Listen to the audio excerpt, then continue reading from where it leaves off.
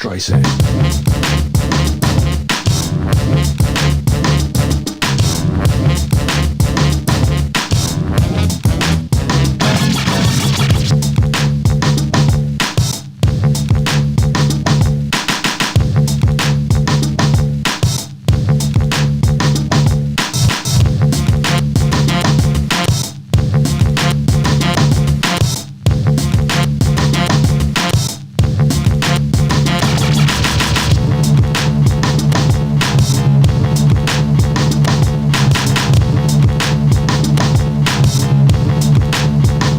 Streisand.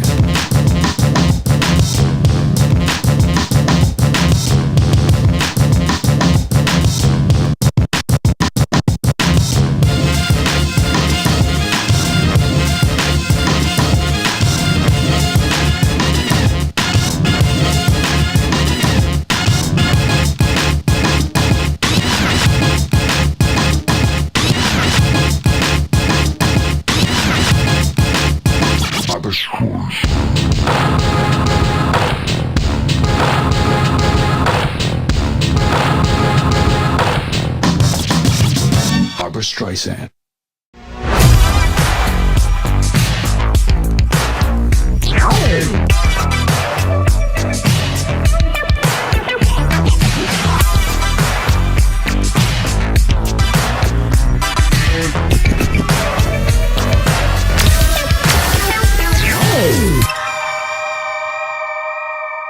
Chill. Hello, everybody, and welcome to the Ultimate Pen episode of VFX and Chill. Thank you very much for that comment. Hey, it is May 2nd. Special birthday shout out to my awesome sister, Catherine. Happy birthday. And my awesome mother, Claudia. It's her birthday today. Woo! Happy birthday all around. Especially Claudia. So, we've been canceled, and actually, really, it is more that our skills are needed elsewhere. But we're going to be here at Maxon. We're going to still be around. Yes, in Maxon you'll get some more tutorials for me. I know that. I'm going to have free time to make tutorials now. Michael, amazing. When in the world would you ever have free time? That's not a thing. Not a thing at all. I'll have more time to make tutorials then. Well, we have absolutely enjoyed our ridiculous run of VFX and Chill, especially made more wacky. Yeah, it's crazy. 5 seasons. I do not know how many episodes, but I can probably something to look up at some point. But out. Yeah, this show is special, especially because of the people who come to watch it. If you're watching this on Action Movie Kids, Action Movie Dad, Maxon Training Team, we simulcast to a lot of different places, but we like to try to get the bulk of the chat together in the VFX and Chill official channel, which is where all of our stuff will live on in YouTube perpetuity. And perhaps if we ever make something that really is only classy enough for the VFX and Chill channel, we'll throw it up there. But speaking of our lovely fans, we set up an inbox for them. I don't know how long ago. And then moved out of that code, and then the post office has finally been like, "Hey, there were all these messages delivered over." So we're going to make a fun effort to pour through our suggestion box today. That is today's exciting theme. Michael, Seth, how are you two doing? I am counting the episodes, and I just lost count. Hang on, 1. Don't anyone say any numbers. I'm likely to freeze during the show since my internet comes from space, and there's a lot of storm clouds between me and space at the moment. So if I freeze, that's why. Classic space. Classic space. Incredible.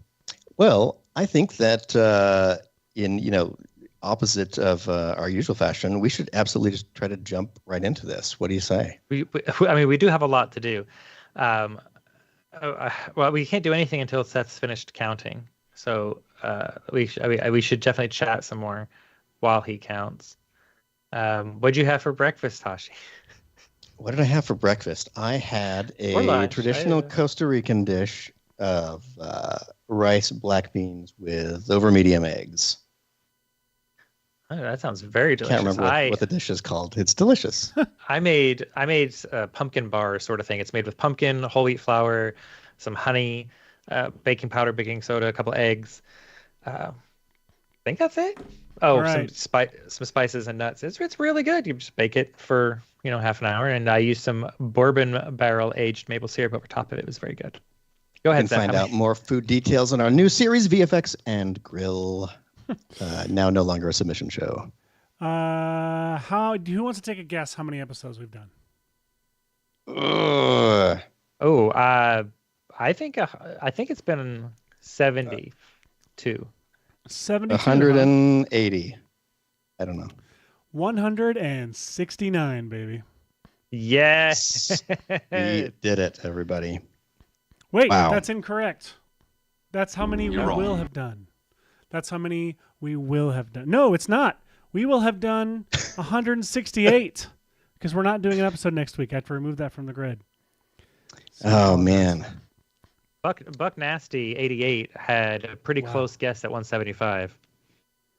It's pretty good, That's but went impressive, over. buddy. So same as my guess. So Michael is the winner here of our guesses. Wait, that can't be right. Actually, I don't.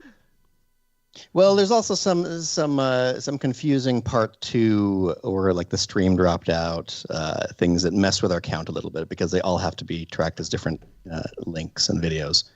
So it's a little ski-wampus, but Michael Palick is suggesting if there's an episode or tutorial that any of us have done that we wish we could do over and better, they would like to see us do that. We might do that on the finale show. Well, we'll see. check it out. Yeah, your suggestions for the finale can go right into the chat today, and we will log them Promptly and absolutely honor them all, every Yeah. single one. So look, do we want to dive in? What suggestion are we going to do first? Good question. Michael, do you have any of our suggestions pulled up? I can also open that tab wherever I went. Do-do-do-do-do-do. Meanwhile, Let's see. I don't know why I did that math so poorly. All right, where is that thing? Okay, I think I am pasting something into the thing. Let's see. 163. 163. Man. No. No. You're 161. keeping us on the edge of our seats here. 161. Nice. 161. All right. So Wait, we had a suggestion. There it is. I'd love to see. we do have a suggestion here, and this is from less than itch user. Okay. I'm not sure how to pronounce it. It's the let's see. Wait, can I put it in here? Let's see. Yeah, it said, oh, it's in there. I'd love to see how to do Mr. Nobody from Doom. Oh, Oops. now it's back. I'd love to There see it is. Mr. Nobody from Doom Patrol without 3D performance capture, or at least on a living room and iPhone budget. So help me understand, less than itch. Okay. What Well, is let's Mr. see. Nobody? Here is. I thought that was Bob Odenkirk from the Nobody movie. All right. Well, it's not. Yeah, not to be confused with The Kia Sportage. The Kia Sportage. Their $500 spring bonus event is on right now. So hell this is from, I guess, Doom Patrol. I don't know I what guess Doom Doom Patrol Patrol. is. But anyway, it does feature Alan living Tudyk hell. as a character that. Okay, so he appears like himself at first, but then he appears decides in default Tudyk. default to there are many different flavors of Tudyk. So we have this like shattered dude looking effect. Now, obviously, the best way to do this would be motion capture, being able to track that body, so you can like just render in. Like I would just render all this. It's just a simple like figure or whatever. So if you wanted to go the 3D route, you could absolutely go do one of those like camera-based, Rococo-y I don't know, motion capture things. And the only element of the live action they're using is the face. So you just need to line up the performance and that. However, if you wanted to do, let's see, was the description again? A like without 3D performance capture version. Yeah, like at least. Here's what I would suggest you do. I would suggest that you need to film yourself on a green screen, or something like that. I'm going to use this stock actor for no specific reason. Yeah. So let's see. So what have we got? So we've got, it's kind of a similar action. Why does he look familiar? Something like that. That's something I liked about this guy. But we'll go with this clip, and it's keyed out. I've already Primat keyed it out. And then you could do a couple of cool things. One idea that I thought of was maybe being able to use the shatter effect somehow and like slowing down the time on it, except unfortunately the edge, like something with an alpha channel doesn't work great with a shatter plugin. So this is what I came up with, I think. I used Spot Clone Tracker to track the face, just so I had this one, and then used it to create a null face track right here, which is nice to have a little position like this. And then I did something that I love doing in After Effects, which is if you go to that property, you can, right-click and add it to your essential graphics. That means that if you put it into any pre-comp, you'll have this data accessible, which is kind of nice. So you don't have to just use it as a control method. You can use it as a way to make sure that something that you liked data-wise gets preserved downstream so you can access it later. Because, for example, I went in and did this. So a pretty simple little effect. Okay, so check this out. So I created a cell pattern. One of your faves. Cell pattern is fun. And then I added the flow motion effect, which just, like sucks everything in kind of to a certain point. And I expression linked that to the position that came in tracked from the previous comp. So you can see that right here under layers, I can go to its essential Michael, properties. can you make that comment go away so we can see Hashi's screen? And so I know my screen's a little small, but I'm going to keep it small because I can keep it small. Everything. Man. But yeah, so under your layer, there will be this new category called Essential Properties if you've added one, and then you can expression link stuff right to there. And this, to me, is more helpful than what I used to do, which was like tear off one of these timelines and put it here so you could, drag across or whatever. And that's fine still to do, but I just like this idea in general. So one of many ways that Essential Properties has revolutionized workflows in After Effects. It really has. So anyways, Mike is asking, where can you download Spot Clone Tracker and how much is it? It is part of the Red Giant collection. So if you have a Red Giant subscription or Maxon One subscription, you have Spot Clone Tracker. It's very handy for all kinds of things. It's just I almost always just use it as a faster point tracker because it's way faster than After Effects built-in tracking, and it works better generally speaking. But you can use it to clone spots onto things as the name suggests. But yeah, it's just part of the Red Giant collection, which is essential in my opinion. Wait, Michael, are we in the same city? Because I got storms happening. I can never figure out where you've sat down. I'm near Fort Campbell, so I'm about an hour north of Nashville. Okay, well the storm just hit me now, so hopefully the stream keeps going. Woohoo! Party at their house though, if not. So we've got a cell pattern here, flow motion, and it's linked to the position of in theory where the face would be, and then. The cell pattern I have set to static plates, which is just sort of this random, mess. And then I add a find edges effect. So I have this nice kind of like shattered thing with I always forget that this exists. That the find edges is great. I have it set to be blending with the original because this is what it did. But if I blend it with the original to about this degree, it means that I can apply a brightness and contrast to that layer, and suddenly anything below a certain threshold just gets forced to black, and these little cracks get highlighted. So it's just a lovely way to make a super lightweight on the GPU shatter kind of effect. So you can see that this brightness and contrast, I just turn the contrast all the way up to 100 in legacy mode. And then as I adjust the brightness, I can make more and more pieces disappear from it, which is kind of cool. So I just did this, and then just like I did in the other comp, you can tell the brightness level to be one of your essential properties, so you can pass it on to another comp and still be able to edit it, even though this comp remains the same, which is kind of cool.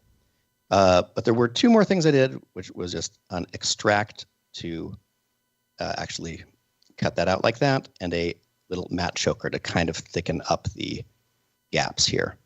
So from all that, then all I'm doing is I went, oops, how did I tear that off?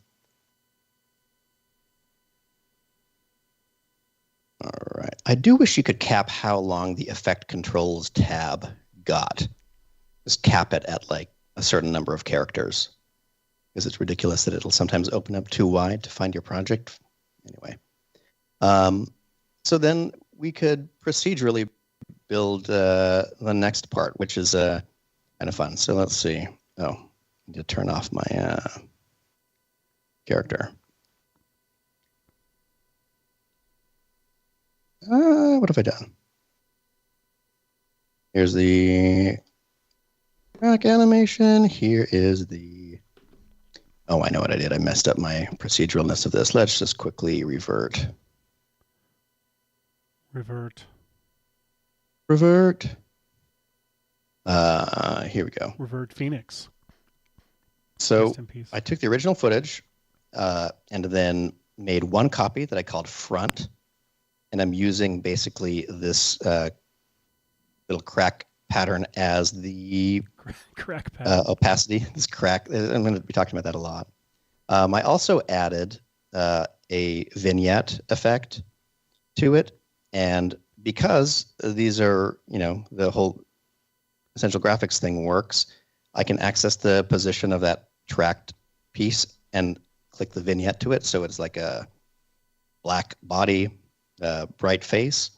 And then I added another copy of the Crack-elect character, but under its essential properties, I can go down to the kind of like the brightness effect, and I can turn that up or down. If I turn it down, at some point it'll match the number of shadow pieces from the other one, but then if I turn it up, it just adds in a couple of more pieces and makes it look like it's, sort of a, just a shell of a man is really what I think of this as. So there's one additional effect I have going on in here, and it's that I took the footage and created a fake depth map with it, which is just where you feather out a white copy of the character, clip it to its original mask, and put it in front of flat gray.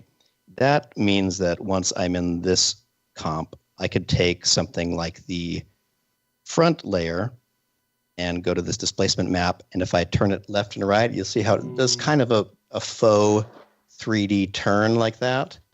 But I use it especially for the back layer where, see, the displacement map basically makes it so I can kind of I could rotate it around a little bit, or I can make it look like it's sort of rotating a bit in Y. Nice. Or whatever, or in X, I guess. And then it gives it this sort of depthy feeling. And then, of course, you just take this pre-comp, put it all in front of a big white background, add some blue optical glow, and I'd be like, that's sort of what it looks like. That's the lowest rent version of this I can imagine coming up with. That's nuts. That's so fun. Like, that's a really cool effect. You did it really, it's really fast, easy, simple. It looks great. And obviously with optical glow on there, it's just, so good, Hashi. That's great. It's fun. And the nice thing about the tracked face is that the part that your eye is drawn to, it's not legit tracked, but the crack pattern sort of stays, centered to the head or whatever. Still can't get over crack pattern. I don't know what it is, but can you real quick add one big title for me? A big title over this, and just type Y2K. Oh, absolutely. And we do want to shout out earlier. It was mentioned that Armin Kevorkian from Encore VFX is the one who is the person behind a lot of Doom Patrol's visual effects. Oh, nice. Perfect. That was a comment earlier that was covering up your patterns. Patrick GG in the chat is agreeing that this looks good. All right, so now let's. I think that we ought to turn this into an adjustment layer and then use some chromatic displacement. Yeah, that's what we want. Yes. Oh gosh, I love it. Okay. Get that. There we go. Oh my gosh, I love it. It's perfect. Yes. Brilliant. What a fun. One time. Oh, let's see. I've got to add a sweep. Light sweep, and maybe let's have this one not be an adjustment layer. Let's have this one be a overlay, maybe. Yeah. Okay, we're getting there. We're gonna spend the rest of the episode on this. We are. We don't need to. We've got lots of things, other things we could be doing. You can absolutely cut us off from any of our ridiculousness. Well, I do want to real quick just call out. I laughed out. I had trouble keeping a straight face here on the show when I read Frigby's comment. I thought Spot Clone Tracker was a way of keeping tabs on lots of dogs, and then Michael Pollack. This is not going to make sense out of context, but out of context, I laughed at. LOL, Seth's brother, who does all of Seth's Tom Hanks brother impressions. Oh, on on this actor, yeah, because Nick Smith had said this guy does all the voiceover for the video game adaptations. I love it, because if you don't know, Tom Hanks' brother does all of the Woody appearances in things. So, what's next, guys? What's our next suggestie? Joel. Let's save this image out first. Joel Patrol in the chat from episode 7. In the chat from episode 3, asked, "Does anyone episode know?" 3? Does that mean like our third? Episode 3 of season 1. Yeah. Jeez, does anyone of the crew know the backstory? We really haven't looked at these plate being called the plate. I will tell you right now. I have a no. It's from photography. It's from photography when a photographic plate. So it's from back in the early days of visual effects. Oh. Well, go ahead then. You say it. Well, I was just going to say that it's called a plate because the term originates from the early days of photography and filmmaking when images were captured on physical photographic plates made of glass or metal. In modern visual effects, obviously, a plate refers to the original live-action footage or background image that serves as the base layer for a composite shot. This usage is a historical throwback to those photographic plates, even though today everything's very digital. That's what I was going to say. This is why it was good to ask us. We're extensive inside knowledge. Absolutely. What's next? Thank you for your question, Joel. Yeah. West Wing, what's next? So someone says, "I need a water monster, a 3D character made out of water or liquid. All the tutorials I can find are water simulations, but nothing holds shape like a character that moves around." So we are, just want to clarify, we're not asking for an abyss effect. Stu's given us plenty of those. What we're looking for here is a 3D character made of water. We want the dynamics of like water sloshing around as the character moves. Hashi?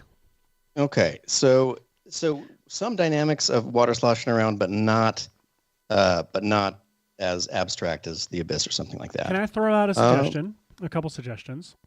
There's obviously cinema. There's ways to do it with cinema.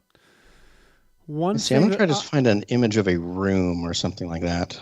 I just thought of I remember when we made the short Tempo. Particular had just added. And I actually have never used it since. I hope it still has it. Michael, does Particular still have motion vectors? Yes. So that was exciting. You can still get them. On Tempo, we used motion vectors to create. There's a couple shots. It's not super. We don't show it off too much, but if a character flings his hand this way and one shot, there's some sparks that fly off and get flung in the direction that his hands are moving. and some stuff involving bees, etc. That's one way to possibly do it in After Effects. But I imagine, and also with some chromatic. I mean, I'm just picturing what's his face from Pixar's Elemental, like that, like all those water creatures, like those looked stunning. I don't think that's what this person's wanting. With particular, but you really also really want a 3D character, like. Yeah, I think that's true. So for chromatic displacement, right? I have actually done a few of these. So, for example, from the good old Sketch Fabbery, which I know is becoming kaput. There is this fetch scab alien ninja creature with 45 animations by Jungle Jim. It's kind of cool looking, right? It's weird. It's Thanks, Jungle Jim. It's kind of a bizarre shape. So what I would do is alien ninja creature with 45 animations. It's like 45 animations. Like the title of anything with 45 animations or so. It's in that realm. The number is important. Let's see. Let's go to our suggestion box. Just want to find this little picture of a room and put it in. Ooh. The other thing I was going to say is like, is this what you're going to do? Are you going to do this in After Effects, or are you going to do this with Pyro? Well, there are a couple of ways to do it. I'm going to do it in a combination way. The first thing I'm going to do is show that, if you had your back plate like this, and you've, for example, filmed, let's say, I don't know, just you filmed this very handsome gentleman on something like a green screen or something like that. One way that I would maybe approach this shot. Came from, just by the way, but keep I love it. Let's see, I'm going to just pre-compose this as clipped. I'm just doing that, so I just want to quickly match the dimensions of the back plate and this character. So I'm going to turn off that layer, and then I'm going to add in an adjustment layer on top of everything, and then I'm going to add in chromatic displacement. We're hinting at this with our Y2K logo. For the displacement layer, we're going to grab that clipped character and watch what happens as soon as I turn up the displace amount.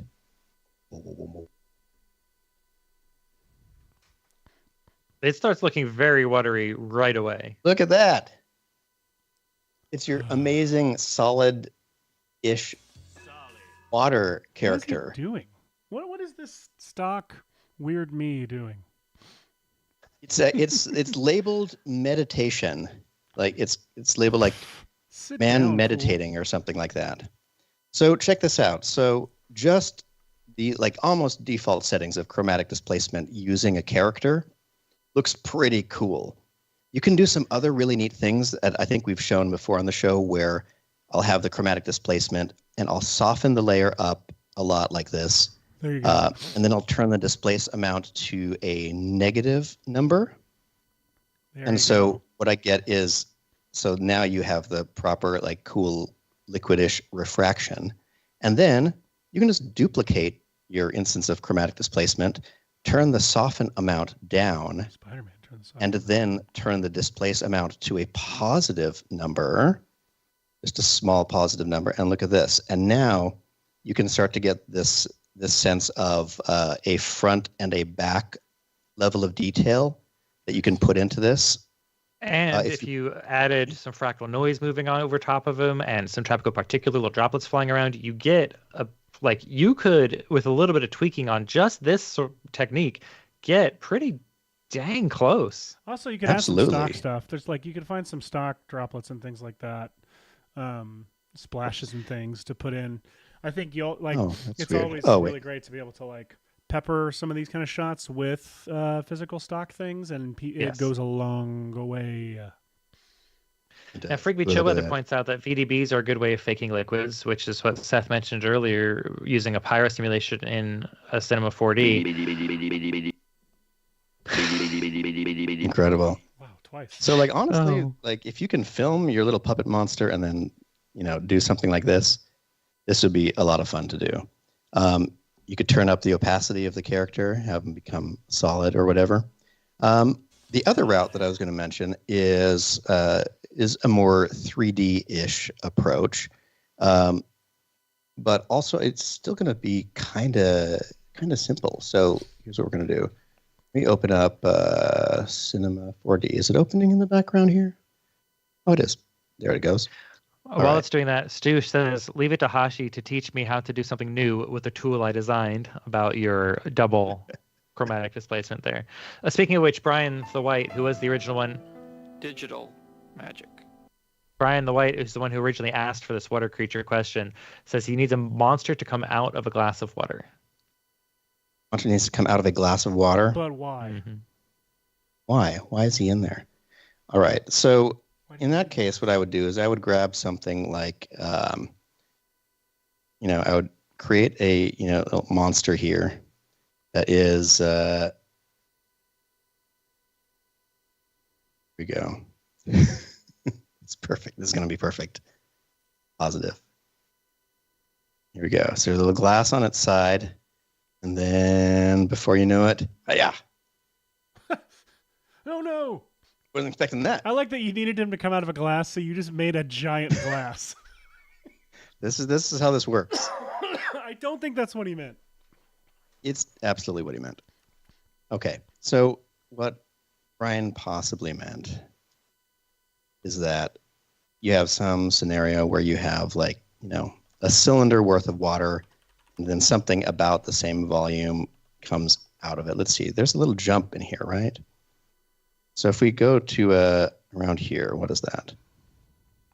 I'm gonna modify this animation real quick to just utilize the jump portion. Do you want some real life reference, Hash? I don't really, because I just want to do. Oh, really? Well, fine. I went and found you some. Oh my gosh! Do you want to grow up here? I have. Anyway. That is phenomenal reference, though.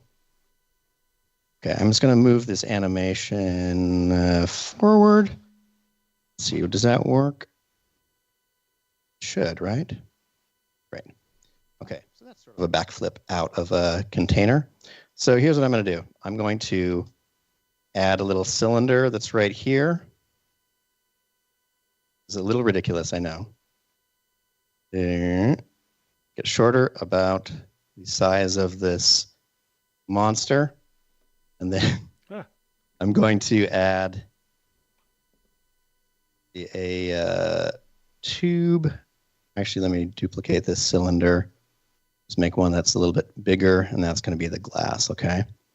So we've got a glass. Just to differentiate it, let's just say this is glass right here, and this is water.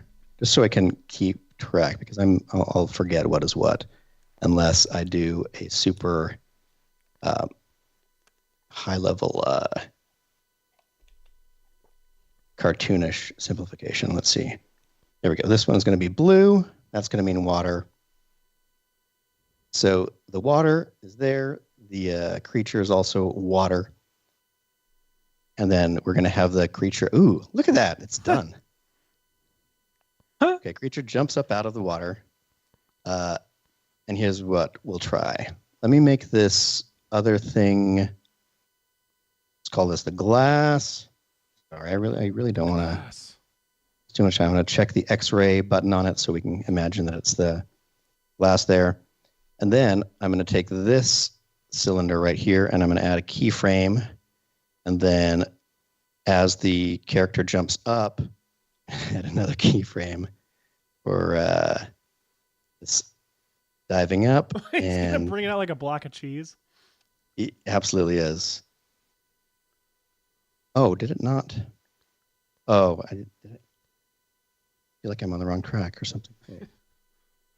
Weird. Why? Find a cylinder. I'll go to its object properties and say, yes, I wanted all of these. Oops. One of those keyframed. Oh, this animation has is on its own take track, so I'm animating to some like 0 track situation. Let's figure that out. Let's take a quick break. We'll be right back after this.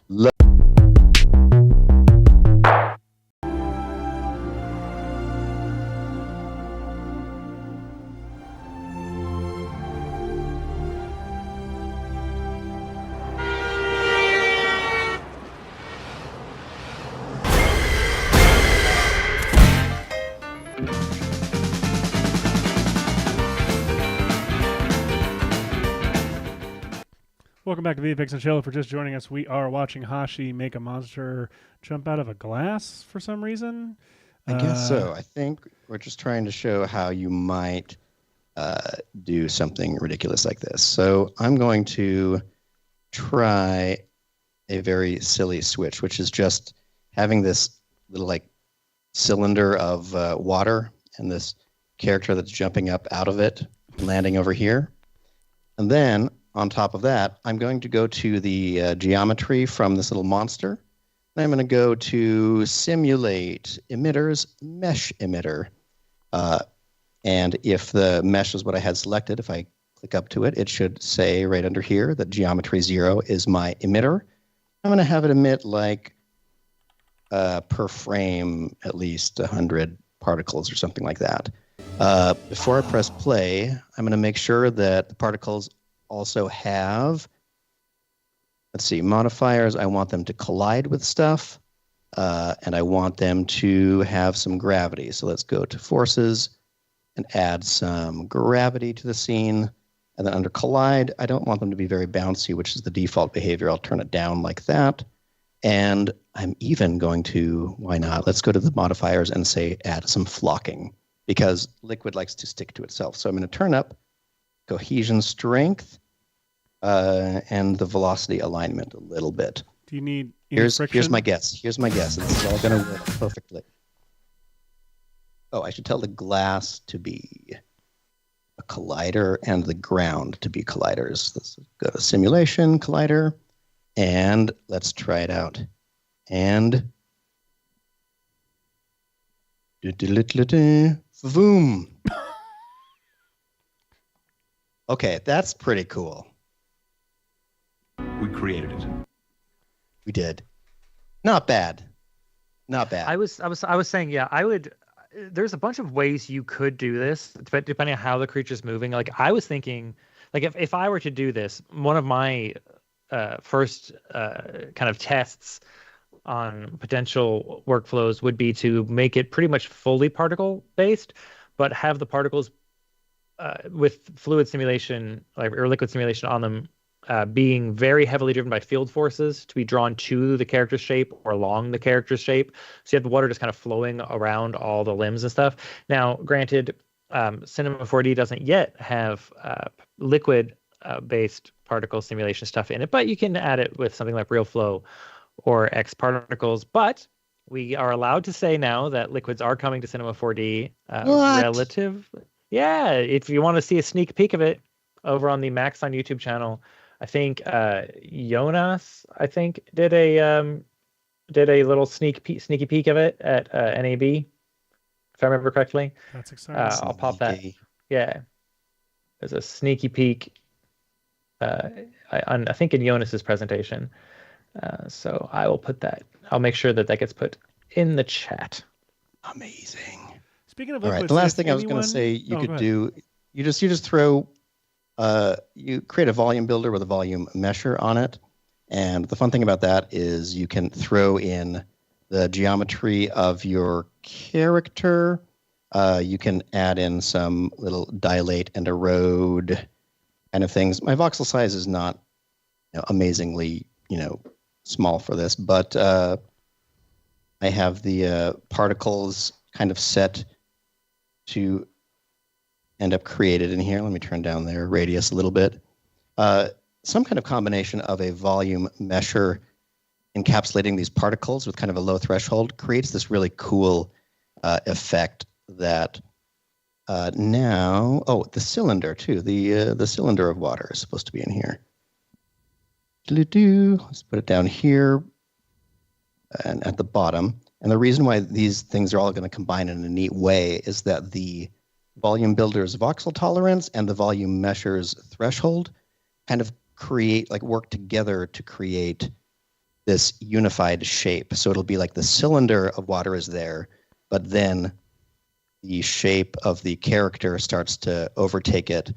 And right now you can see all these little particle sprites, and they're not really rendering as droplets or anything like that, but they're adding to this overall gravitational lumpiness. Yeah. That looks better than it really should. So kind of a wild effect.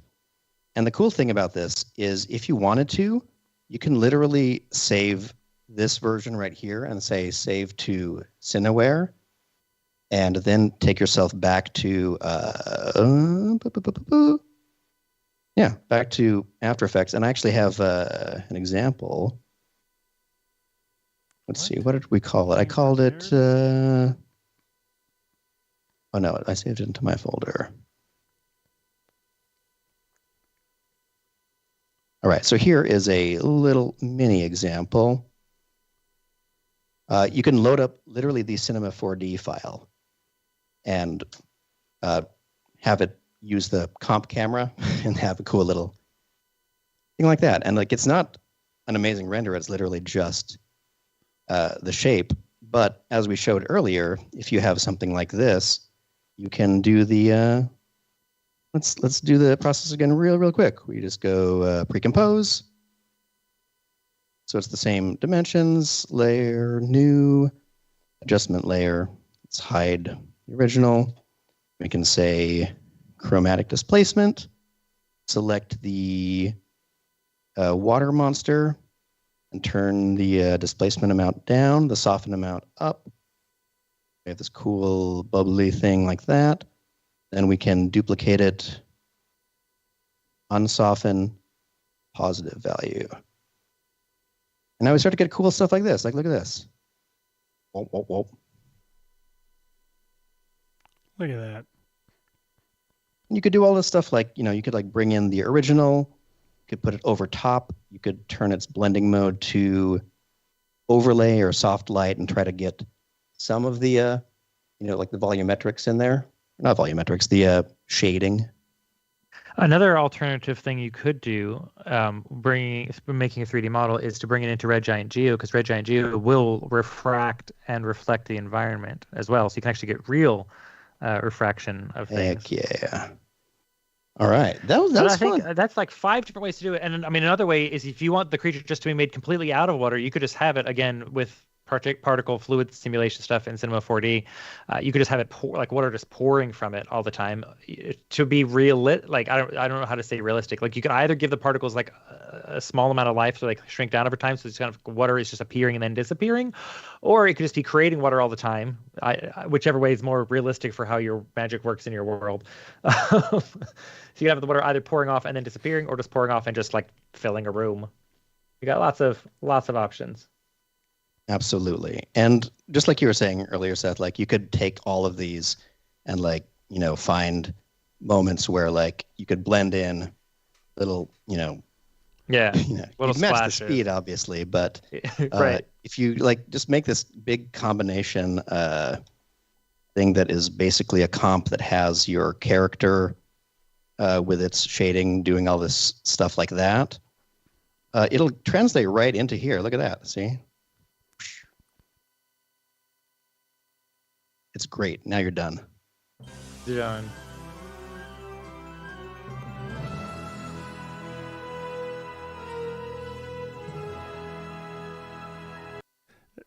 It feels like that should be the last thing we play. All right. Next up, yeah, look at that water monster. The game hacker asked Michael, "Can we do volumetric lasers in After Effects?" Yes. Next question. All right. Next question. Next question. No, I mean it depends on what this person means by volumetric lasers. You can use by volumetric. You could use the beam effect. It'd be the first thing I would do for volumetric lasers. It's just the easiest, fastest way to make a laser beam. That's what it was invented for. And then using supercomp to give it I would use supercomp. I use our normal trick in supercomp where you use the layer glow to make really wide, like the atmosphere is reacting to the. Let me ask though. When we say volumetric laser, what are we saying? Because I can walk through some different things. Because I really don't know. Okay, yeah. Well let's talk about this. So I'm going over to my screen. So I'm gonna add a little solid here. We'll make it black, and if I apply the beam effect, there's a couple different versions of what a volumetric laser can be. So I'm gonna Spider-Man turn up the thickness here, which I believe. Okay, yeah, here we go. In fact, let me get rid of beam. Let me just do a frickin' shape layer. Why don't I? Why don't you? Line. Boom. And now let me make sure that the stroke settings are opacity up and, why won't it go to 100? And turn up the stroke width. Oh, it's not even on. Turn that off. Turn that on and turn the fill off. Here we go. So now I've got, let's do a round cap.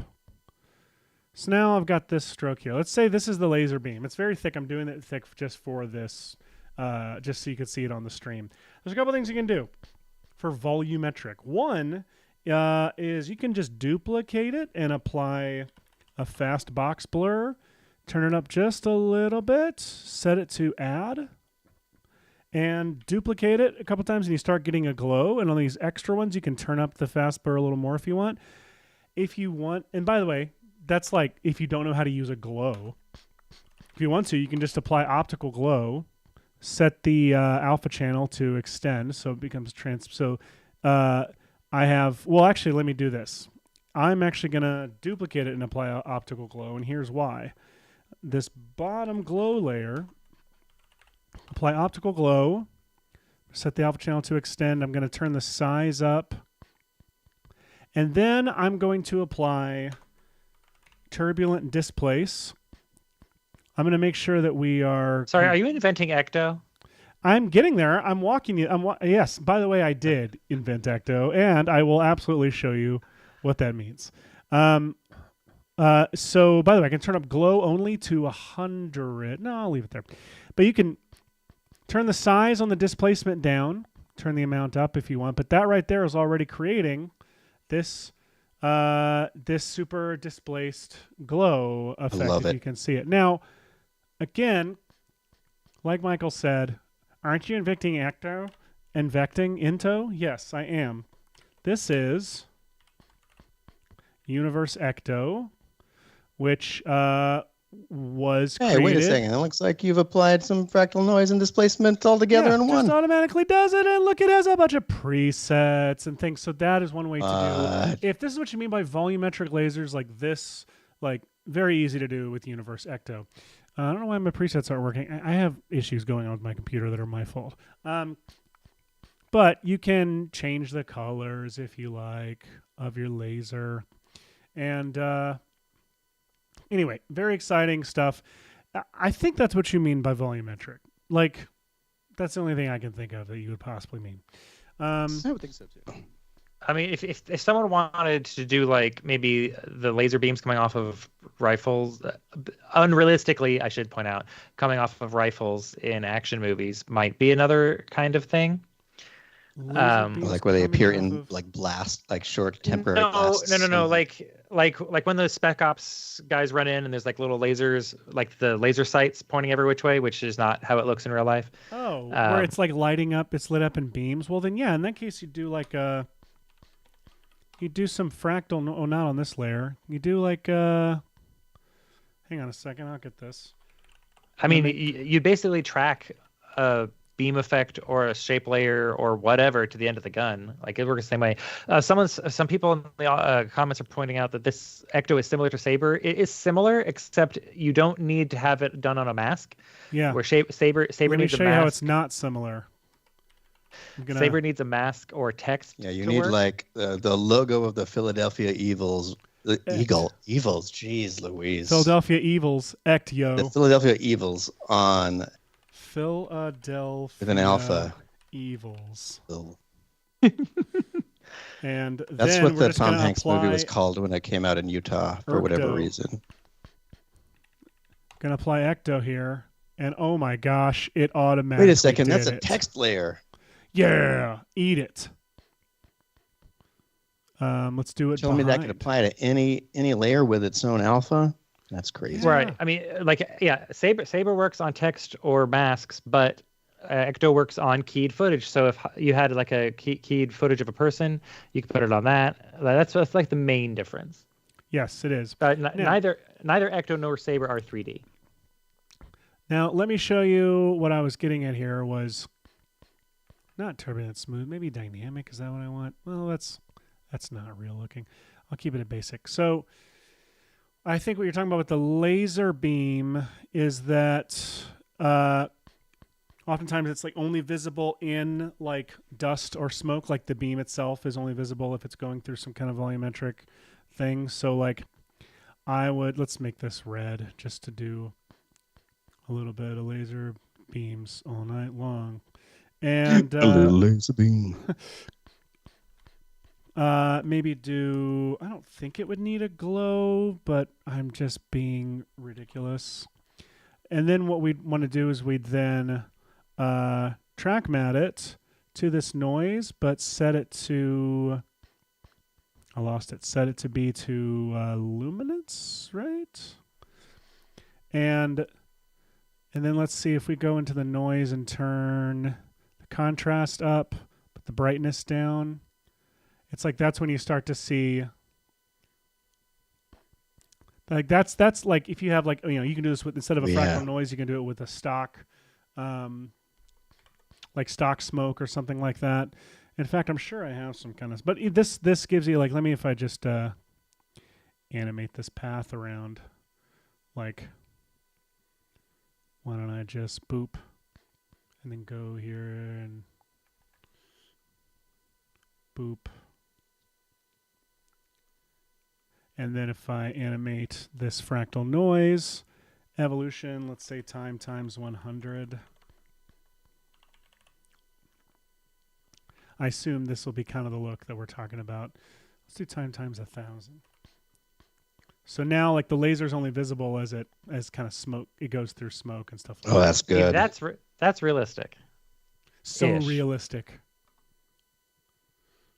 Love it. In fact, I might actually take that glow.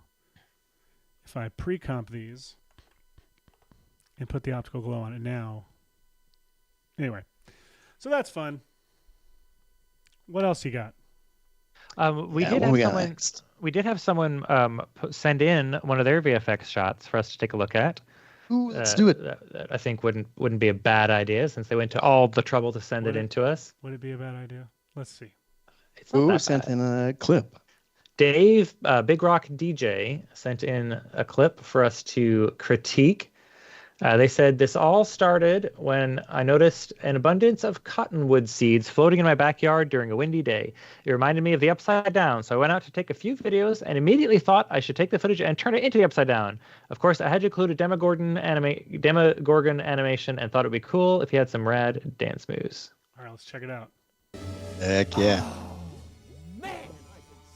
No, not. Is this not it? This is not it. Oh, okay. Then let me go back and see if I can find it. Let's see.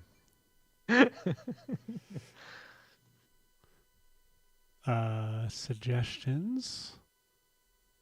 This is from Big Rock number DJ. 18.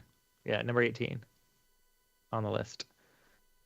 They used After Effects, Premiere Pro, and Audition, Cinema 4D, and Mixamo to get the Demogorgon in here. Trap Code Particular for the extra floating particles. Some Super Comp and Universe Glow and VHS. Like they used a lot of Demogorgon. What's going on? Right. Oh no.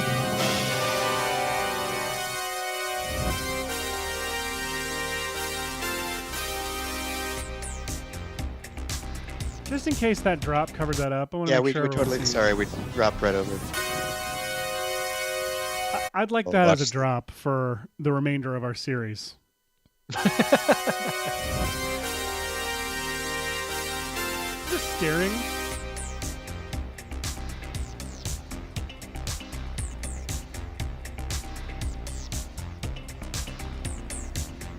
So what do we think about this?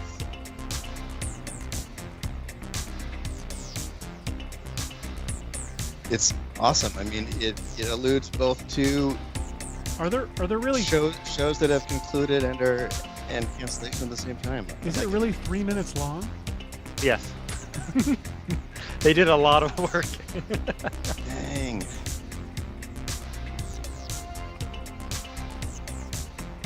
I like the attention to detail they put in getting the trees cut out for the, like right there. So you can see the red flickering in the background on the trees. I think that's nice. And Jamie Hashimoto in the chat says, this is amazing. I agree, Jamie. This is amazing. Jamie! We're going to get taken off for this thriller music. I don't know. Copyright stricken. It's the slightly, music by Mikey Flash. Well, yeah. I'll tell you what. Incredible. This is commitment to the bit. The fact that it goes 3 minutes long, I think I support it. Got them all. It's amazing. I think you get the seal of approval.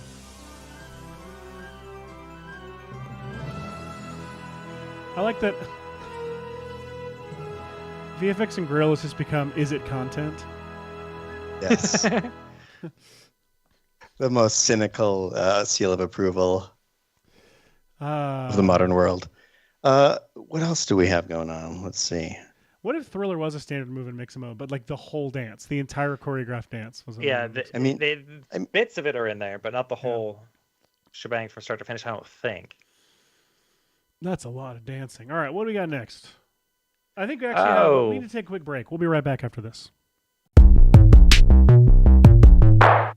On Oppenheimer, we chose a practical route. Capturing everything in camera, even when it was strongly advised against by the production team, safety officers, and certain members of the cast. Even when it would enhance the film or correct visible mistakes, I avoided CGI at all costs. It wouldn't be honest. It wouldn't be authentic. When you do Chris's movies, things that when you read a script you normally would think would be visual effects, you know that you're going to be doing this stuff practically. You can't film something made of CGI with a camera. I've tried. Bloody terrible. Chris makes films for theaters, for movie-going audiences. You look at the film Memento, no CGI. Batman Begins, no CGI. The Dark Knight, still not a trace of CGI. The one with Anne Hathaway, zero CGI. You're beginning to get the picture, yeah? It really speaks to Chris and the way he directs. All of the energy goes around the camera. Working with this whole team was such a great camaraderie, and with the commonality of we are going to get this in camera. I love Chris's dedication to that. I mean, perhaps if we could build the computer inside the camera. Welcome back to VFX and Chill. If you're just joining us, we are being sued by Christopher Nolan for a very fast turnaround. Very impressed. We are got the best people. Taking your suggestions against all reason and time. You've got more questions about the Worley scripts again, Seth. People want them. Man, we were going to release them on our 164th episode. We were. And unfortunately, we only have 1, 2, 3, 4. Rema Vallas from chat in a very early episode asking, can you guys try to recreate the Priori Incantatum spell next time in VFX and Chill, or maybe just Harry Potter effects in general? And I'll say we don't really need to, because there's an actual more like kind of tutorial-y thing on that. It's called Flary Potter. It's on the Red Giant YouTube channel. Flary Potter was a film team experiment. Yeah, it looks a little something like this. Yeah. Links in the chat. Oh, okay. And make sure you check out the behind the scenes as well. Cameron Childs classic. Yep, and that's Andrew Yance. Anyway, that's fun. Incredible. So no, we will not do that. What else? So yeah, the links for both of those are in the chat now. Let's see. We could do this one here from Little Creeps, from chat in an early episode, was saying, when you're creating landscapes for fly through, how do you create an accurate sense of scale without making a gigantic model? Actually, here, let me get rid of some of this because it's too much. How do you make an accurate fly through without having a giant model? Or how do you accurately animate jet models? Where do you put the pivot point, and how do you manage scale when flying at large distances? Well, I'm going to say, first of all, why not make a giant model? Like how big the model is, honestly, doesn't matter. You can make a tiny model. You can make a giant model. It doesn't matter. It's CG. As long as it looks right, once you hit the render button, it doesn't matter how big it was to begin with. And there's nothing wrong. Like, it's not going to hurt your computer to have the model be large. And you can absolutely play with level of detail when it comes to large renders like a city like that. Like if you wanted to, you can even go into, matte painting cards of, like rows of city buildings beyond 3 or 4 up close CG buildings that need to really show off the parallax, and it'll fool you just fine. It will fool you. Hey, Cambone's in the chat, who did the Harry Potter thing. And I have a fun story I want to tell real quick about Cameron Childs. One time, he and I were doing some remote work at a thing where he was having to be the editor, like edit stuff that we were shooting all day. Like he was living in the hotel room while we were out shooting things and get our footage and be editing. That's the Cameron Childs way. I installed a remote thing on his computer to where I could at any time during the day start playing Life is a Highway without his approval, and never didn't tell him. And so frequently throughout the day, Life is a Highway would start playing and he would have no way to turn it off unless I did. And I did that to him regularly. And I think about it every day, about how I can possibly break into his house and do it to him again. I miss you, buddy. Okay, Jets. Other part. Oh no, did we lose him? How do you stupid storm. So how do you rig a jet to fly?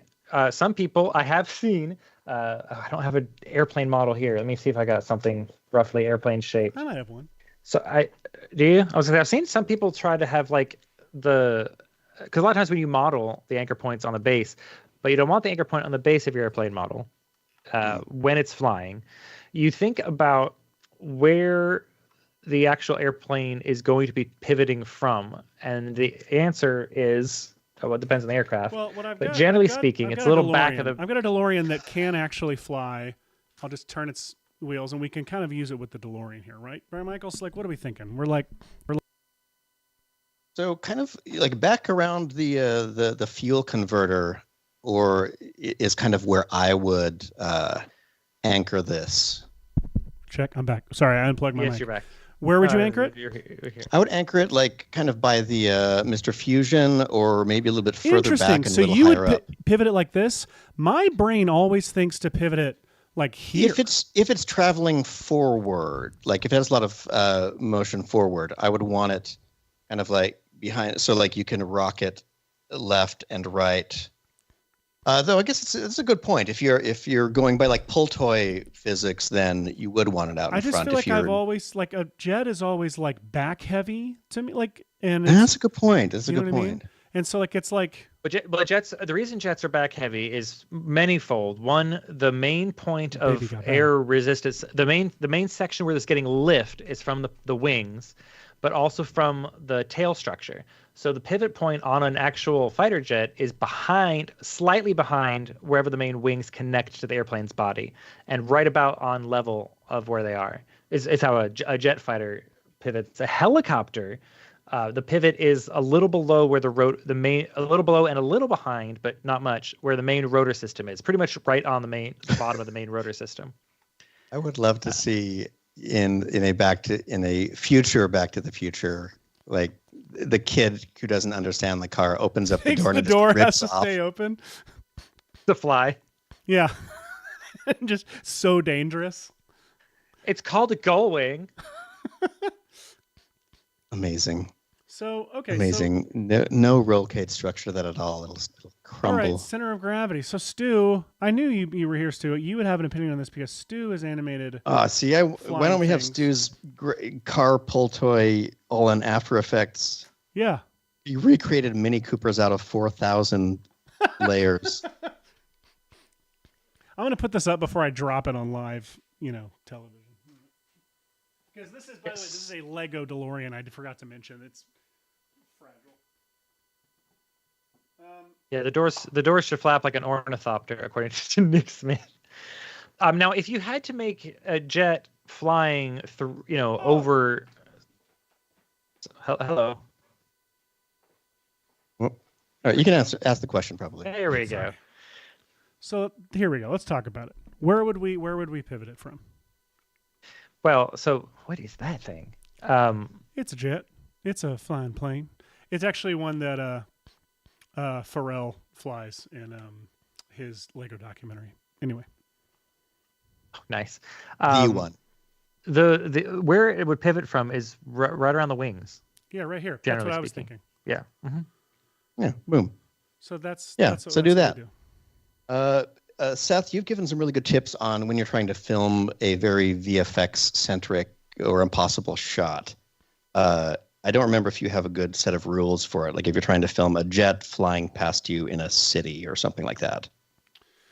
If you're trying to film a jet flying, so what's the context of the shot? So like, or is there talent in the frame? Is it just? Let's just say it's generally a landscape photo or a landscape, like image, kind of like a wide. I can't remember what the comment was exactly, but like a big landscape with like a city. How do you deal with making something fly?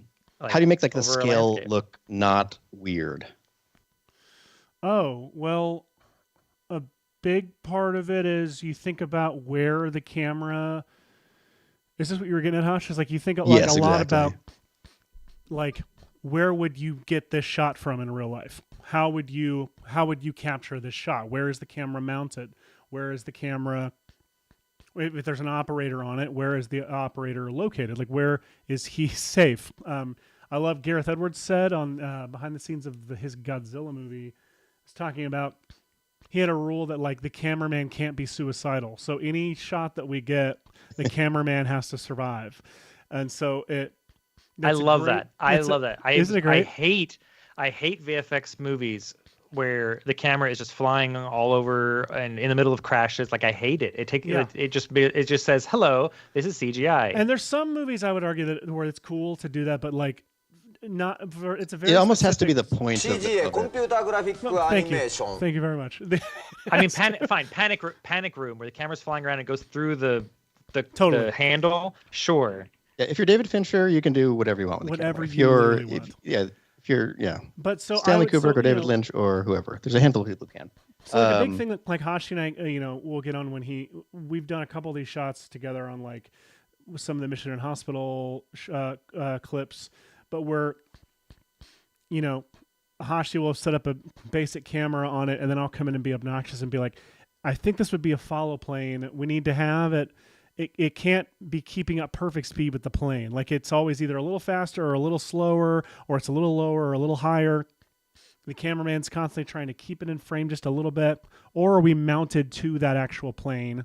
Where would they mount an IMAX camera or whatever, camera they're using?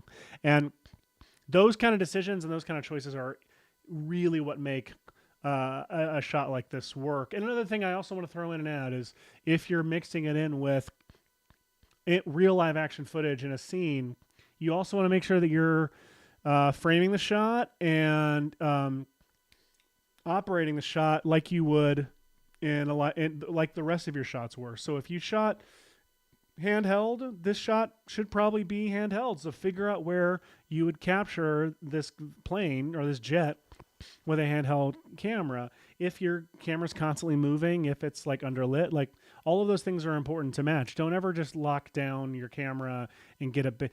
I honestly still think that the worst thing you can do for a VFX plate is like in the middle of like, especially like an action scene or something, is to just like suddenly lock down and get a basic wide tripod plate. It's like the audience will feel that. You'll want to just rebuild that, and add it's just way better to get a more dynamic plate. I would argue it's better to get a dynamic plate than a safe plate. And all of my VFX supervisor friends threw up in their mouths just now. They don't know why. Love it. All right. What do we got next? I don't know. Did Michael die? Are you okay? Oh. Move into the light. My computer that I had connected to things decided to die, and I have an alert. Memory failure detected in Riser DIMM 3. Riser DIMM 3. Riser DIMM 3. Keyboard. That's the hardest. And also keyboard not found. Please connect USB keyboard to USB port on the computer. So I'm trying to fix that problem currently. So I can't pull up the next thing. Good luck. All right, let me see what else we have in here. What is this? Hang on, let me see. I think I can do it with a button. Let me see. Brought pre-release handbook totes. No, that was the wrong button. Sorry. Hashi, what do you got? Man. Let's see. Let's see. A question a little while ago from Andrew Smith. Why did Master and Commander, The Far Side of the World in 2003, look British? Like it was shot by the BBC. Was it frame per seconds, the cameras, the lenses?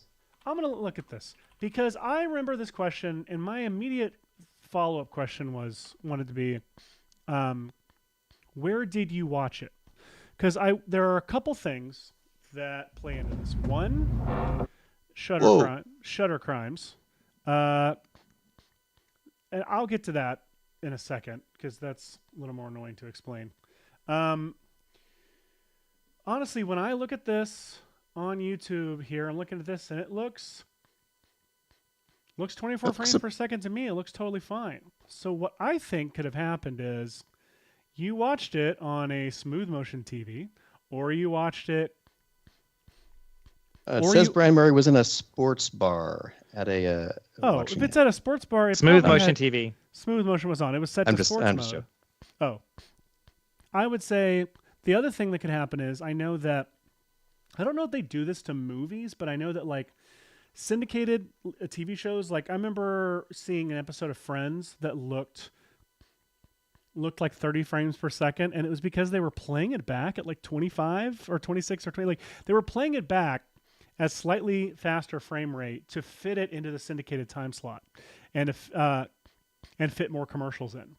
And so it is common sometimes, I know in TV shows, I don't know how much it is for movie broadcasts, for them to slightly speed up the broadcast.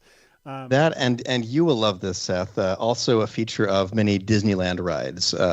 They have the ability to adjust their speed by about 20 to 40% faster for busy seasons. I didn't know that. They can just crank those suckers up and get more people through. So next time you're there. I also agree with Michael Pollack. It looks British because it's in the 18th century. Everything is going to look British by the end of that century. Are we able to get Nick off of the screen at all? I'm working on it right now. Yes. Oh, bye, Nick. My computer the computer rebooted because I could have given you a new, signed into it on this other computer, giving you a new link, but I figured if I can just get this keyboard plugged in real quick. Oh, you're the best. So. It's amazing. I've got it going. All right. What else we got? To find where I had the copy of these things too. Yeah, I get. I'm still pulling things up. Things are still booting. I think the T1000 Terminator that melt. Michael posted, by the way. I don't think we had any more fun ones in the Airtable. Oh. Give me one second. I guess I remember what the basic general vibe of it, but I do not. I want to get the actual quote on there. They were looking for lightning, and they were wanting not just. They were looking for lightning in all the wrong places. Exactly. Where did it go? Lightning guy, where are you, lightning guy? There it is. Hey, also the Game Hacker YouTube says, come here. I'm going to take it in different pieces here because they asked a couple of different ways. Game Hacker. Do they want from 3D a lighting? chat. Is that what they want? They wanted a flash lighting, because in Hashi's Sonic the Hedgehog tutorial. Thank you for clarifying. For the speed, yeah. So on if you haven't seen the Sonic the Hedgehog, well, I shouldn't say Sonic the Hedgehog tutorial because it wasn't a Sonic. It was just speed in general. That sounded Hashi's... like Stu and I used to name drop, joke that the best name dropping is when you do it as a in parentheses afterthought, the last name. So I was talking to JJ Abrams, and that was what you just did with Sonic. So Hashi did it with Sonic the Hedgehog. This episode should be titled Sonic in parentheses the Hedgehog. God, I love it. All right, is this thing not coming up on the thing for some reason? I don't know. Did you hit save? I hit save. Let's see if it's not coming up. It's blank right now from where I am. Is my screen? I've just loaded up just for funsies the default particular. My Dropbox hasn't loaded. That's why. But they said I can give you the exact wording of what they said. Was that they said they wanted flash trail lightning. They didn't want just stock footage of lightning. They wanted a flow of lightning, a natural lighting flow. Lightning flow, I should say. Like, I mean, like as if it were a slow I did motion. legit do a handful of different like specific trails in that Sonic one, but the link to that's in the chat, by the way, folks. Cool new ways that you could do it in Trapcode Particular is if you have an emitter just sending out a handful of particles or something like that. And one of the cool things you can do, let me full screen this for a second, is you can add an additional system here where the emitter are the parents right here. And instead of just emitting from parent, you can do a stroke from parent, which is awesome. Like, look at this already. This is amazing. It's the stroke from parent. It's the so Columbia torch from 1989. But you can go to this primary system, turn it off, so it's actually just these ancillary particles that are rendering. And then on these particles, you don't need to crank up the particle count like crazy. You can just use the stroke effect for it. And so I can say I want the particles to be smaller here. Let's say, oops, my drag doesn't work great. I did a shot like this. Yeah. In a Trapcode video years ago. Let's see if I can find it. Find it. I'm going to go over to the motion effects over here. There's a handful of little presets right here if you wanted to. And this is for the not drift and spin. I want something more like these are cool. This is wild. Look at that craziness. Okay, let's just go with some default. Let me just go back to the defaults and go to the manual settings here. If I went to the environment and just turn up the turbulent position. Are you looking for the displacement or? Well, there are many ways to affect your particles now. I wasn't sure what's the one that I want. You can use just the physics like environment simulation. You can also use a. So if I did this and I had it say affect the position a little bit more. Sorry, every time I click my mouse, it's like the mouse moves crazy off to the side. I don't know what I've just done, but okay, environment, affect position. Let's have it affect the position by a little bit more, and let's have the complexity be a little bit higher, and let's say the scale of this is going to be, let's see, higher, I think, right? You're wrong. The larger the scale number is, the smaller the fractal noise will appear. The more detailed the fractal will appear. All right, here we go. We're starting to get more towards something random. Oh, weird. Why is it? Oh, is this? Oh, it's because it's the environment, not the individual particles. Sorry, I'm on the wrong thing. Right, you want to clear that. I want one these out. to travel through fields, huh? Right. Yes. Okay, so let's just disable that. Reset block values. Let's go to the motion or fields, maybe. Let's have it affect the displacement in XYZ over time. There, that's better. Now we've got some electricity going on.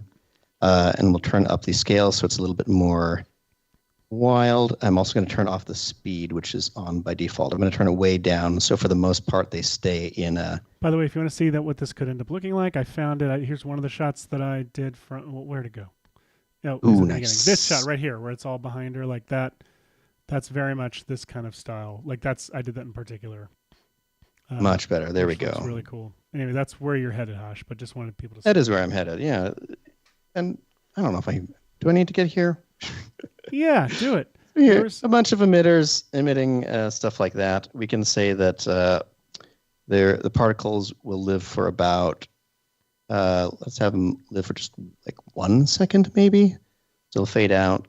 Their opacity is going to, actually, instead of their opacity, let's have their scale drop off over time. I found the actual shot I was looking for. I'm so sorry. Oh, grab it. This shot right here is the shot I was looking for. This is like, to me, like if you had like a macro lens and you were, or like, yeah, you were shooting like lightning slowly. There's a shot in Stranger Things season 3 that's like this, where like something blows up and there's a bunch of like lightning bolts that shoot out of a thing, like, and it looks a lot like that. Oh, I went full screen. Anyway, That was done like this with what you're doing.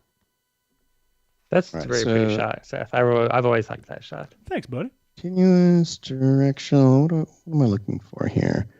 Let's have them be directional, and I'm going to get out of here. Let's apply this, and then I'm going to flip my direction around. What have we got? Let's use the X. Let's add a camera. Where would the cameraman be now, Seth? Excellent. I love that. Yeah, I'll work 46 hours on a shot and render it, and then finally get it up on the thing and share it with all my friends. And Seth will be like, "Drop that camera down to here." But this. You say your friends. Right, you mean me. You only exclusively mean me. It's kind of fun. It's very stylized. This doesn't evoke speed. No. But no, watch this. Watch this. Put a camera in there. Okay, I got a camera in here. Go down to, let's see, turn up your aperture on it way up. Camera options. Let's enable our depth of field. Enable depth of field. Turn aperture way up. Patrick GG is saying, would the inbuilt lighting tool suffice for this? Called 3D lighting? No. Called advanced lighting? Also no. I mean, you can do stuff with advanced lighting. It's just not. Look at this now. Just like maybe take the camera and move in a little bit, real close to one of those beams. But already, right now, that looks insanely cool and real. It's awesome. So yeah, you can start getting these kind of things, and like this is just the boring particles the way they are. What would be kind of cool is if System 2. These are slightly too thick, I think, still.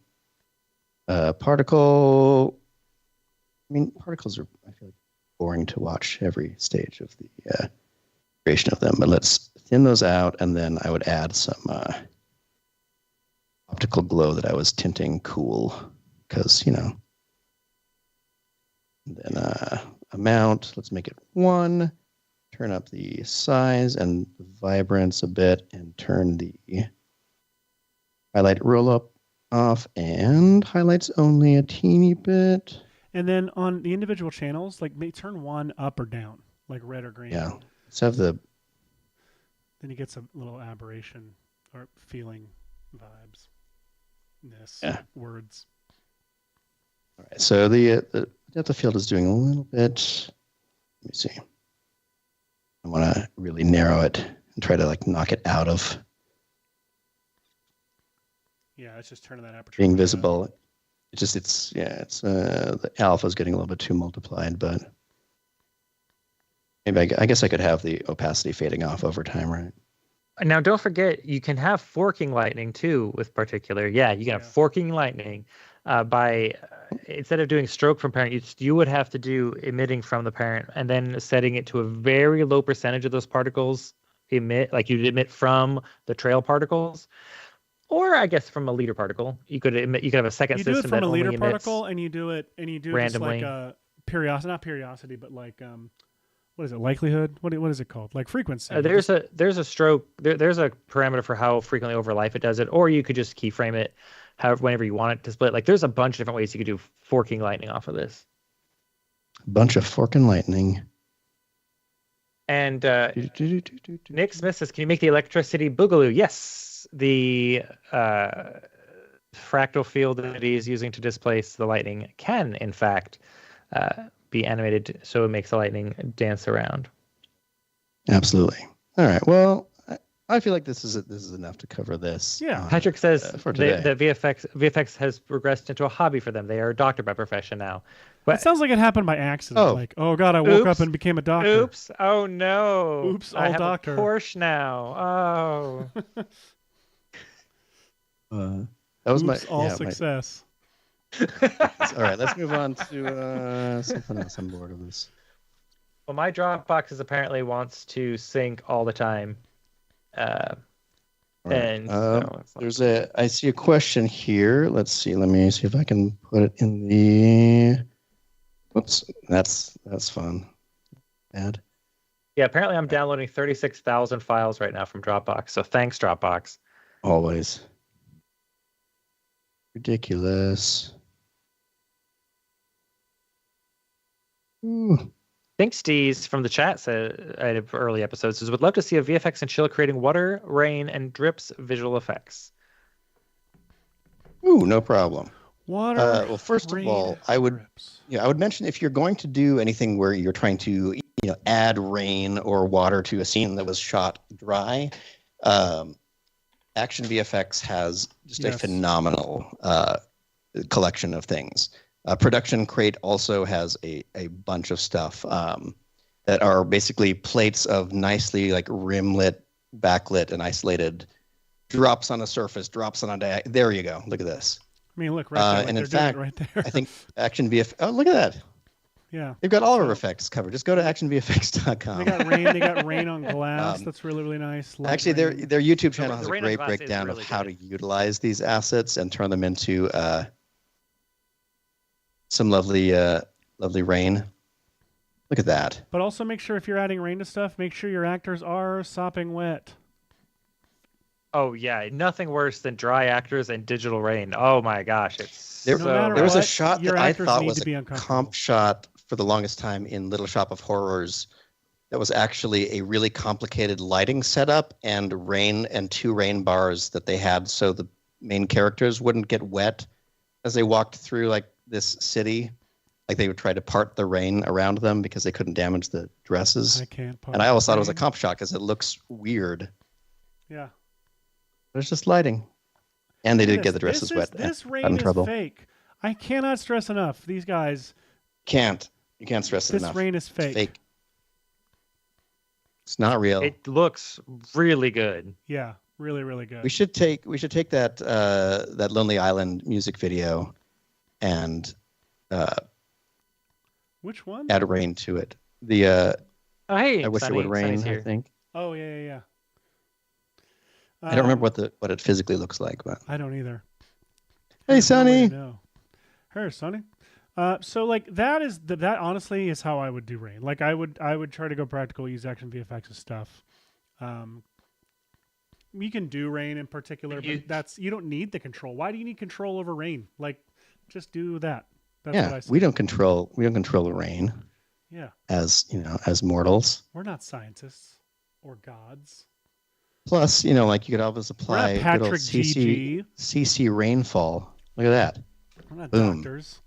All right. Beautiful. What else? Actually, real quick, let's take a quick break. We'll be right back after this. Hello, my name is Seth Worley. I'm a filmmaker and educator, and I'm here to tell you that no matter what anyone tells you, font choice isn't important. There are plenty of fonts that come installed on your computer. Why waste even a moment of your time searching for anything else when classics like Times New Roman and Arial Black are right there at your fingertips? Kerning, size, color, all irrelevant if the text says what you want it to say. Just center that puppy, scale it to your frame size, and you are ready to wow your friends. You know this is the real me, Seth Worley, because I wasn't forced to say I like Comic Sans or Papyrus. I mean, they have their uses and might actually be fine if you're pressed for time. But why sleep on a daring font like Impact when it's right there? If you want to make an impact in this town, use Impact. I've always said that. Now, if you don't mind, I've got to go jam out to some Collective Soul albums in my car. I've been Seth Worley. We're not supposed to reference those, but I forgot that I listened to them in my car, not in my home. Yeah, big reveal of the show. We're aware of the drops. We made it so far. Welcome back for just joining us. Who the hell knows what we're doing? Michael? Since my Dropbox isn't letting me sync to that one thing, someone else will have to save it to it. Okay. Ooh, I have an idea. I DM'd Hashi on Slack what he should put it in the notepad document and save to Dropbox so that it shows up on the screen without having to do anything. Efficient. Listen, so here's what happened, and it was working just fine for the first half of the show until my computer decided to die. There was a notepad document on Dropbox that if anytime it gets edited, it triggers OBS to pop whatever that text document was up on the screen. That's how I was popping up the things. Seth has built once more an amazing OBS thing for the one-off that is just That's the thing I'm going to miss the most about these is Seth's amazing OBS things. I'm going to miss messing around with OBS. Like, yeah, who knows? Like for me to be able to type something on my end, just hit save to a file in Dropbox, and it triggers this to pop up on the screen. Anyway, Adam Tuck wants to know, how would you make a futuristic sci-fi map? So many different ways, Adam Tuck. First off, you need the art. So where do we get the art from to make the map? It's real easy once we have the art. No. First of all, what's the map showing? Yeah. Because if the map just needs to indicate that the travel is happening, you don't need art. You could just use fractal noise, find edges, posterize it, find the edges, scroll it, and you've got like what looks like some sort of height topological map flowing by.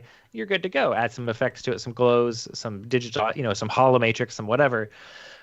Or if you want to go real fancy, Rocket Lasso makes a really cool tool called Slicer in Cinema 4D that could get you splines around geometry, so you can actually build out landscape and make this cool like 3D topological map crap. There's some other ways to do it using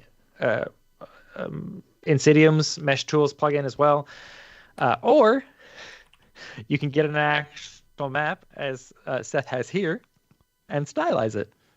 I got a map of Disney Sci-fi World, and a couple things we can do. You said find edges. Why not? Let's just do some find edges stuff. There we go. Now invert that, baby, and then just a little CC toner or a tritone or duotone or multitone. I mean, Jesus Christ. I'm gonna go with toner. I think it works just fine. How many episodes do we have left? And you know what? I'm gonna use Colorly, my little tool here to let's shuffle it up. I think that purple. That's a fun purple.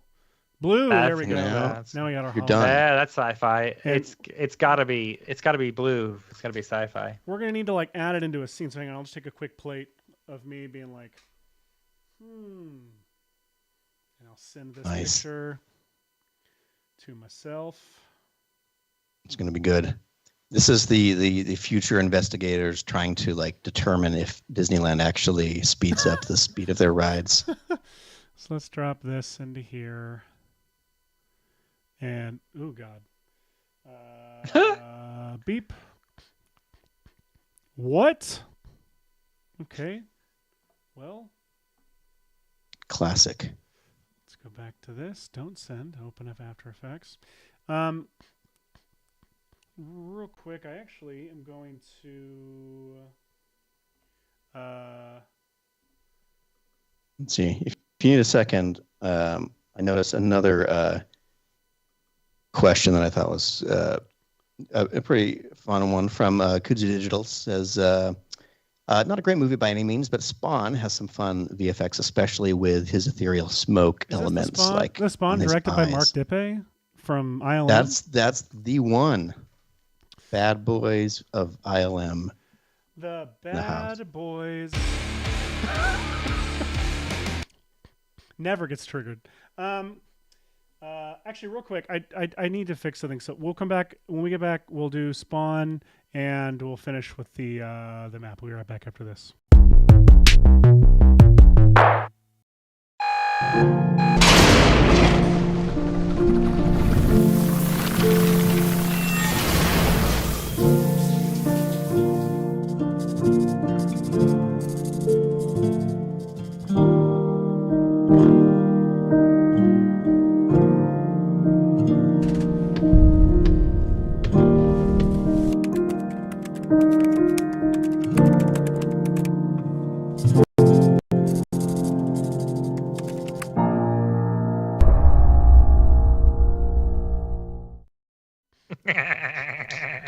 Welcome back. If you're just joining us, we're figuring everything out. Hashi was going to do something involving the breaking film Spawn from 1990 something, and I was going to get back to figuring out. Oh, it didn't even save it. I got to restart over on my Disney map. Well, I have the rare opportunity, since we're almost done with the show, to show off something that we almost never really talked about on the show, which is the Maxon Studio panel. Look at this. If you have Red Giant Tools, it's right under Windows extensions, and then the. No, just no, window. it's not. Sorry, just window, not extensions. Just under window, and it's down Michael here. just go, no. But guess what? There's a VFX and Chill tab that'll be around forever. But there's a nice little preset in here called Smoke, and if I just double click on that, let's see what. Oops, did I not double click on it correctly? Oh, apply. It's called Smoke. Just going to quickly download this. Let's do it. Okay, let's create a little comp for it. I mean, some dust. We're gonna blow smoke. Open the door. We're gonna blow the door. Whoops. Capsule glitch logo. What did I do? Oh no, Hank ruined it. Hank broke it. No. What the heck happened? Demazart is objecting, Seth, to the fact that your mic is quieter than everyone else's, they say. What? Just a bit. Just a bit. Okay, I'll the talk capsule louder. glitch logo can I find? Oh, I know why. Dang it, I forgot. Sorry, this is a dev issue. It's fine. I'll come back over to here. So here I've got my futuristic Disney World map, and I've got it here in front of this. Let's make it holographic in a few ways. One, honestly, when it's that color, you can just set it to screen blend mode, and it's automatically a hologram. It is.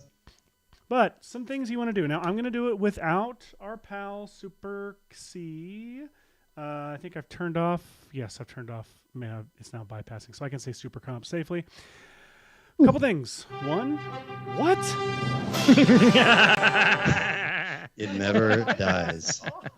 All right. So, point zoom. Very, very useful. This was created because some pals of ours who were working on one of the Star Wars films. Oh, you know what? I need to pre-comp it before I point zoom. One of our pals who was working on a Star Wars movie texted Harry Frank back when he was still here at Maxon and was like, I need a reverse trapcode shine, one that can suck all the light up into a point because we're doing holograms. And can be really useful. And so Harry put together point zoom, and that's how we have this universe point zoom. So that you just apply it and you set your point where you want it to come. So if I want it to come out of my eye, I can have it come out of my eye like that. But for this, I'll put it right down here below so it looks like it's beaming up from somewhere. Now, you'll notice it's on top of a pretty bright background, so it's hard to see details. So one thing you can do is duplicate this layer and set it to be, turn off screen mode, and set it to be a adjustment layer. Well, not an adjustment layer because it has point zoom on it. So actually, instead of what I just said, I'll do a new adjustment layer. And I'm going to say, I'm going to apply a fast box blur. I'm going to put it underneath that layer, and I'll blur it. And then I'm going to set its track matte to use the hologram layer. So now I'm blurring the area behind the hologram, which that's a huge, huge way to help separate transparent things and beamy things from your background, is to blur the background. Now, the fun thing is you can also do that right within SuperComp. So if I get rid of that, and damn it, I can get text to show up from miles away, but I can't get that thing to turn off. I'm going to go to RGVFX, and then I'm going to, it's an additive layer already, so I'm going to, I believe, I can do a couple things. An additive layer can't do blur behind, which is a bummer. I wish it could. But what I can do, I think, is duplicate the layer. You ought to be able to add a blur behind with not to add the heat blur. Heat blur, but that's not blur behind. It does similar things. It blurs it. I don't want any displacement, so I guess you're right. It's fine. Oh, yeah, just turn off the displacement, turn up the blur. Spider-Man, all those things. You're right. So that's one way to do it. Also, a core matte behind it, which is literally just darkening the alpha, like a kind of a blurred version of the alpha right behind it. So right there, that's already looking pretty cool. I also am going to apply some optical glow because I'm an animal and I have to.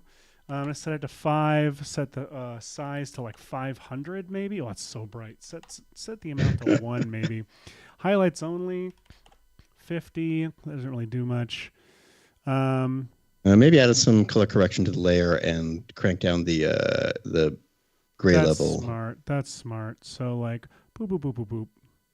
Boop, boop, yeah, boop. There you go.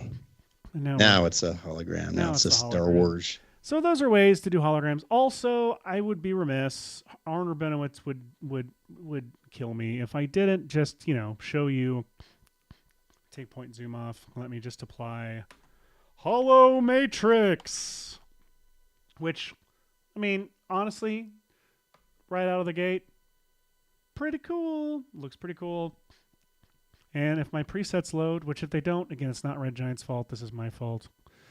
There, it's okay. I can go down to these effects down here and I can customize these things. Colorization, I can turn off scan lines. I can adjust, you know how this goes. It's very useful, very cool. I think I had another one that something that I didn't even freaking remember that existed in After Effects. Block load, CC block load. Oh, it's so great. Boop, boop, boop, boop, boop, boop, boop. Look at that. It mosaically loads it. It's so beautiful. And you can have it either like scan on or start, you can have it start blank or not. Yeah. CC block load is great. By linear sampling to have it like very analog looking. Oh, yeah.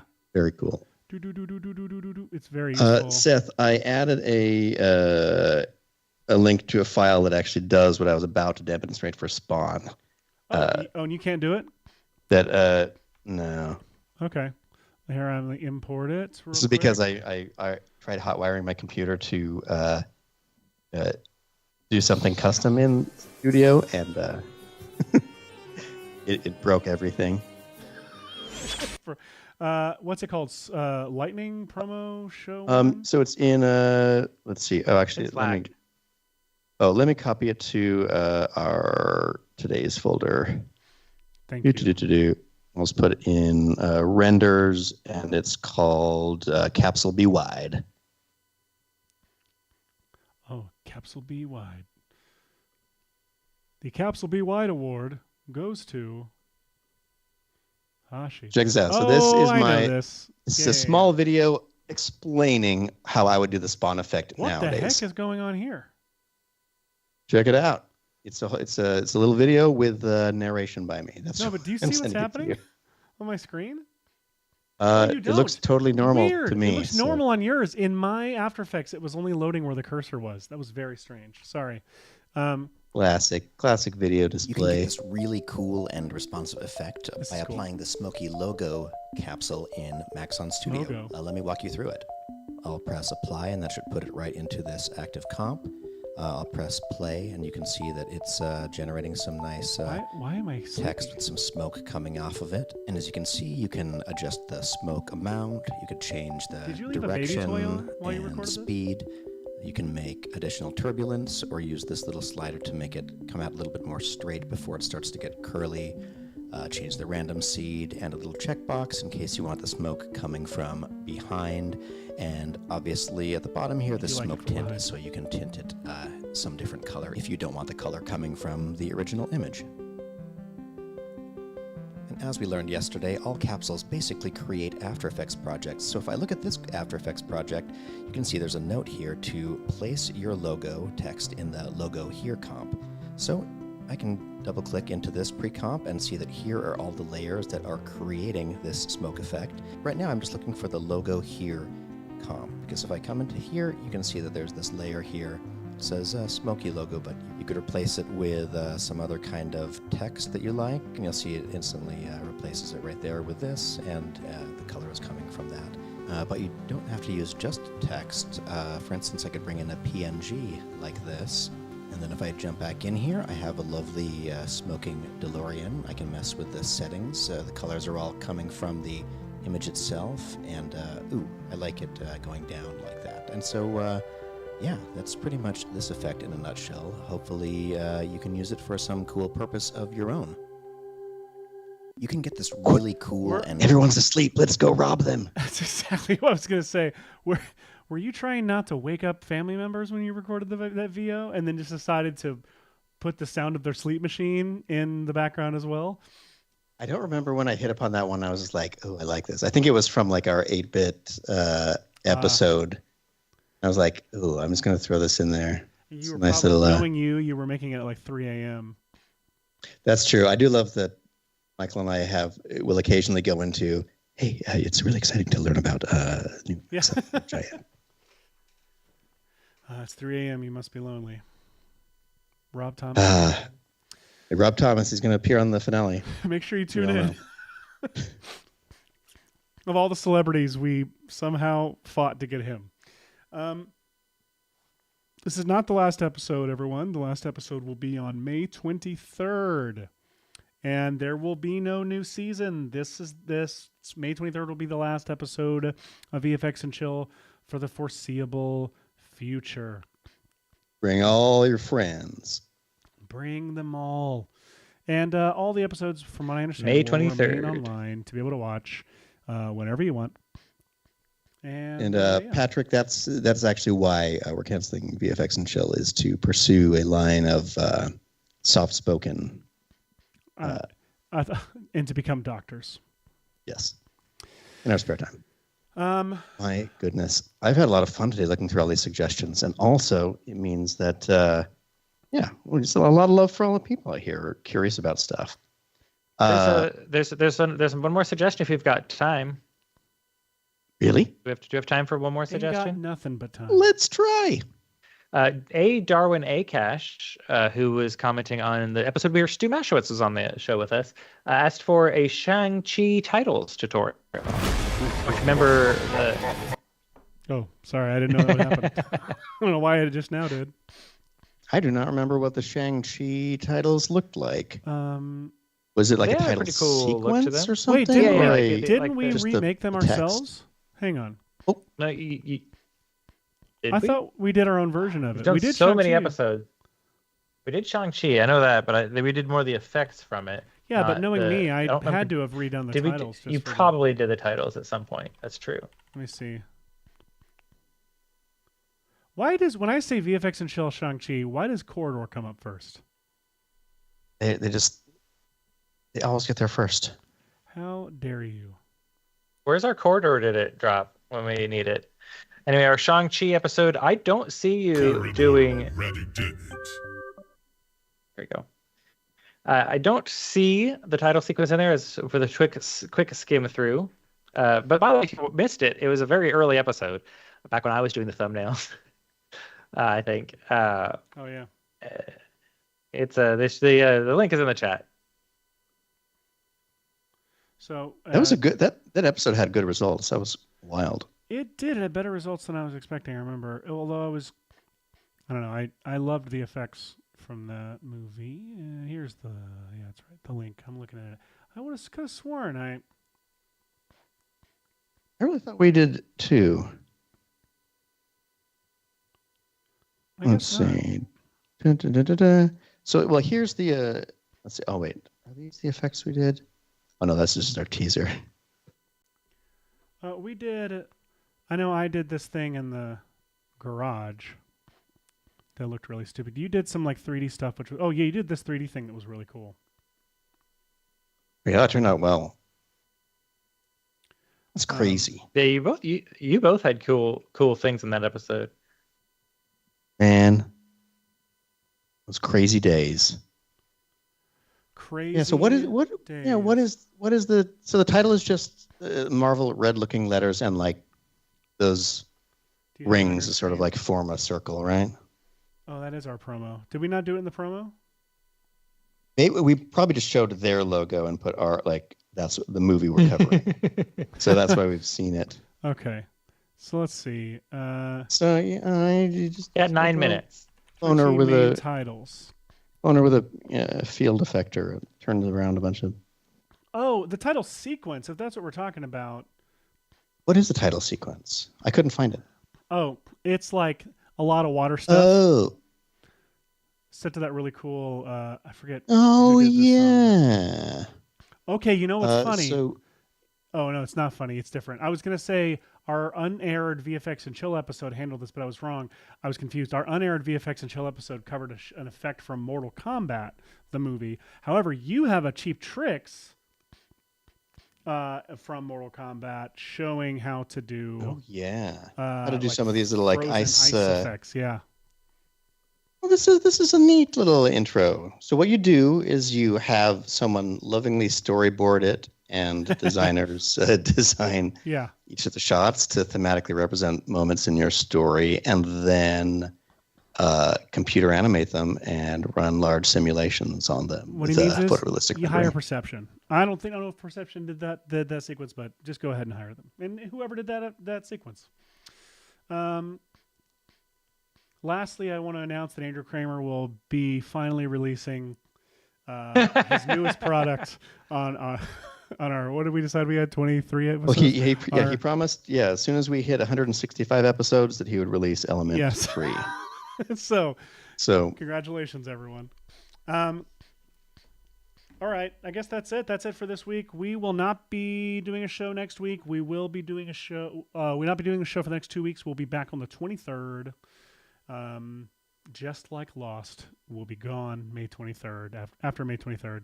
And we will all just set like your Lost, calendars, bring all your finale. friends, use that time to, create a grassroots, groundswell of viewers for our final episode. And 2 million viewers live.